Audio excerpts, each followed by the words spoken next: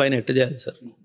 వాళ్ళకి అసలు ఏ ఆధారమే లేదు సార్. కశ్మీర్ మాది అని చెప్పే ఒక డాక్యుమెంటు, ఒక ప్రూఫు, ఒక హిస్టారికల్ రిఫరెన్సు అసలు ఏమీ లేదు సార్. బికాస్ ద జే&కే కింగ్ మహారాజా హరి సింగ్ తను టైం తీసుకున్నాడు డిసిషన్ తీసుకోవడానికి, ఇండియాకి రావాలా పాకిస్తాన్కి వెళ్ళాలా అన్నది. ఆ టైం గ్యాప్లో వీళ్ళు దాడి చేసి ట్రైబల్స్ని యూజ్ చేసి వీళ్ళ ఆర్మీ సోల్జర్స్ని యూజ్ చేసి కశ్మీర్ని స్వాధీనించుకున్నారు. So 1/3 of the Kashmir is with Pakistan. 70%, 60% మన దగ్గర ఉంది, 30% వాళ్ళ దగ్గర ఉంది. ఆ 30% ఏది అంటే 1947లో అక్రమంగా దాడి చేసి తీసుకున్న కశ్మీరే వాళ్ళ దగ్గర ఉంది. అదే మనం ఇప్పుడుకొచ్చి తీసుకోలేదు. నేను అదే చెప్పాను మీకు. అసలు వాడి దగ్గర ఎలాంటి హక్కు లేదు.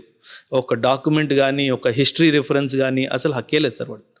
And many in fact now few Middle East countries have accepted Kashmir belongs to India. The day Middle